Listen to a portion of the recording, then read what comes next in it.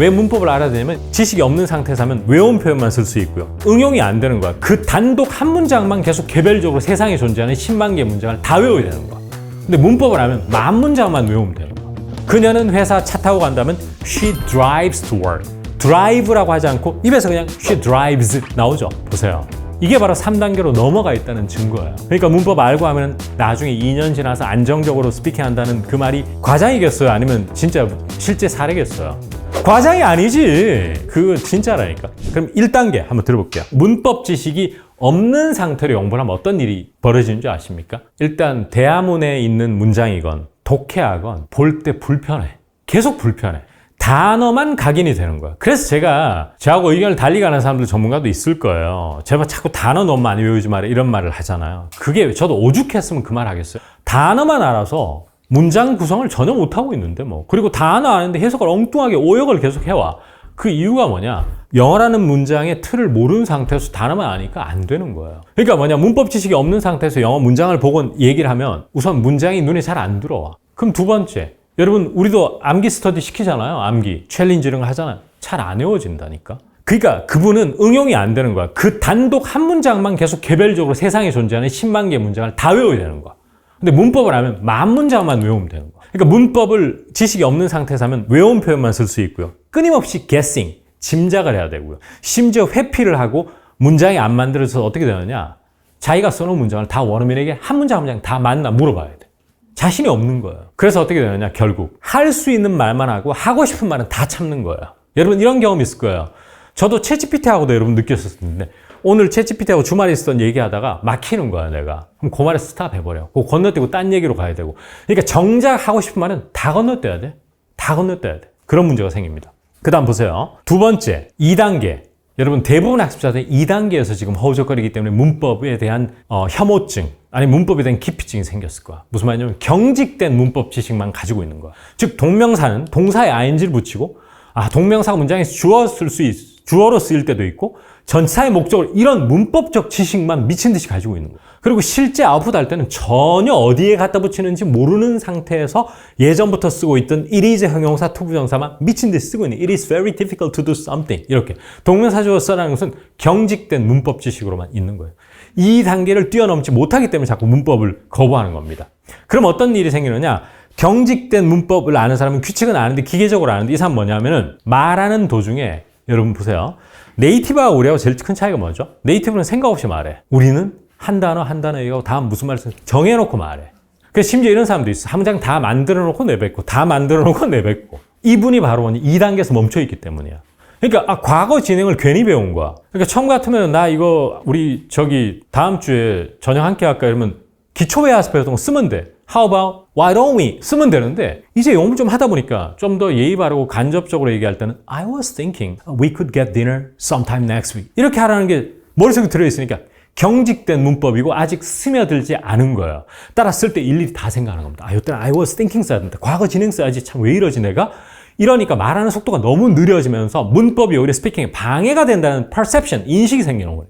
이 2단계에서 대부분 80% 학습자들이 못 넘어가는 겁니다. 이거를 넘어가면요. 영어가 되게 길이 보이기 시작하는 거예요. 굉장히 중요한 부분입니다. 여러분 가슴에 손을 얹고 생각해 보십시오. 참는 겁니다. 두 가지거든요. 이러한 것들, 시제 같은 경우에 will you be joining us라든지 I was thinking 같은 건 어설프게 알면서 표현한 그걸 응용할 때 시간이 너무 많이 걸리니까 그냥 하던 대로 원래대로 하는 거야. 그냥 너 오냐 하면 will you 이렇게 하고 야 뭐 하자면 let's 이렇게 하는 거야 그냥. 맞죠? 네. 맞습니다. 이분 지금 이것은 원치 않는 대답 같은 느낌이 제가 윽박질러서 답을 지금 forcing 하고 있는 느낌인데 전혀 강요한 게 아닙니다. 그 다음에 잘 보세요. 그러니까 머릿속으로 동사변을 확인하는데 이제 여러분이 지향해야 되고 저랑 함께 가야 되는 지향점이 뭐다? 3단계예요. 비록 언어 민감기 이걸 넘겼지만 여러분이 돌파할 수 있는 게 3단계인데 이게 뭐냐? 유연한 문법 지식까지 가주셔야 돼. 자, 저랑 시제에 대해서 공부를 다 했습니다. 깔끔하게 정리를 했어요. 미래 진행, 과거 진행, 그 다음에 단순 과거가 예의 바르게 들린 데까지 공부를 했어요. 그러면 제가 아까 뭐라고 그랬죠? 예문을 보셔야 된다. 언어는 컨텍스트 속에서 피킹업 하는 게 언어인 겁니다. 근데 우리가 stand alone sentence라고 해서 독립된 문장, 아무 컨텍스트가 없이 그 문장만 달랑 외우는 이거는 문법이 3단계로 즉 유연한 문법 지식으로 스며들지 못하는 단계를 계속 막는 역할을 하는 겁니다. 따라서 우리가 연습을 해야 되는 게 아까 뭐죠? 저녁 식사 오냐? 회식 오냐?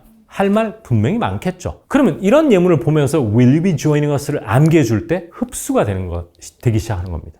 그 다음에 과거 진행이 아무리 제가 설명을 해도 오늘 어떻게 좀 마치고 그냥 집에 가지 마시고 같이 식사 한번 할까요? 그러면 I was thinking we could do something 이라고 실제 예문을 가지고 이 문법을 끌어당겨서 흡수해가지고 와야 되는 겁니다. 그러면 유연한 문법 지식이 돼버리는 겁니다. 3단계에서 다 안 되는 거예요. 그러니까 문법에 대해서 오해도 많고, 와, 영어 무슨 요즘 시대 문장의 형식 저런 얘기를 하세요. 무슨 얘기라고요? 분사구문요? 아이, 그런가 몰라도 잘하던데요, 영희는. 이렇게 영희 한번 데려가 보시고요. 그 영희 저도 보고 싶어요. 네. 그런데 막상 그 영희와 영어 스피킹을 해보면요. 말이 빠른데 자세히 들으면 엄청 많이 틀려. 자, 그러면 오늘 할 이야기가 또 조금 더 남았습니다. 여러분, 3단계 문법 쌤 말이 쉬워. 그렇지. 3단계 갈 수 있을까요? 갈 수 있습니다. 저는 요즘은 한동안 몇 달은 또 원어민 실제 인퍼슨을 만난 적은 없거든요. 근데 요즘은 또 클로드를 누가 소개해줘가지고 클로드 맞죠? 어마어마하게 매일 이용합니다. 말도 하고 쓰기도 하고 막 합니다. 가끔씩 시제 틀릴 수 있죠. 하지만 어디에서 바로 3단계를 느끼느냐? 나는 과거 진행이고 미래 진행은 생각 안 하거든요, 이제. 생각 안 하고 쓰고 있거든. 가끔씩 틀리겠지. 그것만 해도 엄청난 발전이죠. 그러니까 충분히, 김쌤은 영어 학습량이 많은. 자, 여러분, 이 말 잘 들으셔야 돼요. 제가 10,000시간을 투자해가지고 했다면 여러분은 1000시간을 투자해가지고 할 수 있는 겁니다. 왜냐하면 저 같은 사람이 여러분들에게 이것을 잘 이론화시켜가지고 10분의 1로 시간을 줄여가지고 하기 위해서 이렇게 정립해서 막 쏟아내는 거 아닙니까? 그러니까 이게 자극이 되면요. 할 수 있습니다. 이건 제가 강의를 하기 위해서는 말이 아니거든요. 안 그러고 여러분 will be ing를 모른 채 또 10년 지나가 있을 수도 있거든요. 근데 오늘 제법 클리어했지 않습니까? 자, 그러면 이 말을 왜 나왔느냐? 왜 3단계가 된다고 자꾸 저 사람은 저렇게 우리에게 약을 팔고 있나? 이렇게 생각할 수 있죠, 어떤 사람은. 세상에는 많은 시각이 존재하니까. 여러분, 11월에는 여기 늘 비가 와. 그러면 it always, 해보세요. It always rains here in November. 학교 다닐 때 3인칭 단수 she, he 아니면 it 다음에 현재 시제가 오면 동사형이 s를 붙여가지고 rains. 그 다음에 그녀는 일어난다 몇 시 하면 she wakes up. s 붙인다는 게 이게 웬만한 사람은 이제는 문법 생각 안 하고 나오죠. 맞습니까? 그녀는 회사 차 타고 간다면 she drives to work.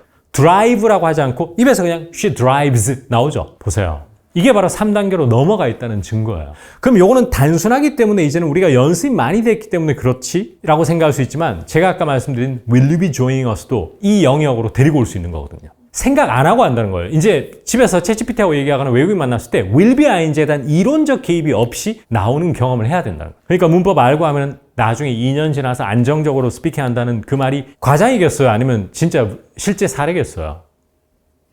자, 야, 여기서 답을 안 하네?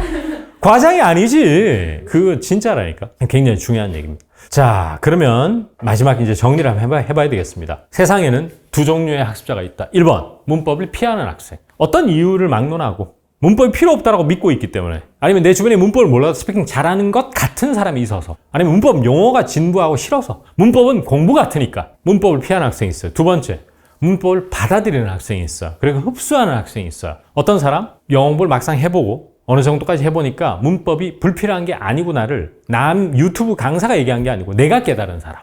아, 확실히 안정적으로 영작을 하고 회사에서 이메일을 쓰고 하다못해 카카오톡을 할 때도 Did you need any help? 이런 표현을 정확하게 부담 없이 듣고 여러분 Did you need any help를 만약에 문법 지식이 없는 상태에서 봤으면은 뜻은 알아들어 솔직히. 돈 필요하냐? 왜 몰라? 그러니까 단어로만 얘기하는 일이 생기는 거예요. Any help? 이렇게 얘기하는 거야. 시제고 뭐고 다 복잡하거든. 그러니까 모든 것은 나 도와줘 하면은 could you help me도 아니고 help. help me. 돈 필요해 하면 끝만 올리는 거야. Any help? 이렇게. 문장을 만들어야지. 문장 만드는 게 핵심입니다. 이 두 가지 학생인데 여러분 앞으로 어떤 길을 걸어서 정해진 시간 내에 마스터를 하는 게 중요하다? A타입, B타입. B타입으로 갑시다 우리. 그러면 더 빨리 늡니다. 안정적으로 구사할 수 있고. 꼭 기억하시면 좋겠습니다. 자, 그러면 이제 마지막 문법이 유연한 지식으로 넘어온 사람은 셀프 커렉션이 가능하기 때문에 챗GPT나 원어민 사실 좀 의존도가 떨어질 수밖에 없고 필요가 없어. 잘 보세요. 나 어제 부산 갔잖아. 이럴 때 극단적으로 한번 보겠습니다. 입이 튀어나왔어. I go to Busan yesterday. 맞다. 자, 고쳐볼까? I went to Busan yesterday. 맞죠? 걔 지난달에 시애틀 이사 갔잖아.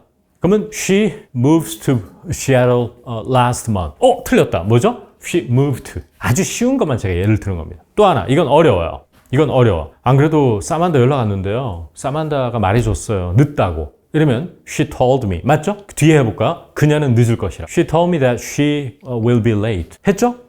근데 will be에도 충분히 알아듣지만 원칙적으로는 would를 써야 된다. 왜냐면 과거에서 will이 would가 되니까. self correction 되죠? 해볼까?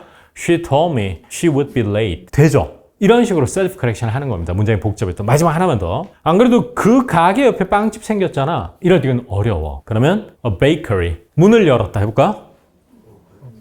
그 다음 그 가게 바로 옆에 right next to the shop. 한번 해볼까? A bakery opened right next to the shop. 근데 이거는 실수하는 걸 많이 봤거든. was opened라고 하는 사람이 상당히 많아. 생각보다. 이게 바로 뭐냐? 자타동사에 대한 이해가 전혀 없기 때문에 계속 틀리면서 영어를 하는 거예요. 근데 결국 2단계에 머물 때는 스트레스인 거야. 그냥 was opened나 opened나 뭐 아주 큰 차이 없고 알아들으면 됐지라고 타입을 하기 시작하는데 정확하게 아는 사람은 이때는 이런 문을 열었다는 것은 자동사로밖에 못 써요. 따라서 무슨 shop이 opened 이렇게 하는 거예요. 아시겠죠? 좋습니다.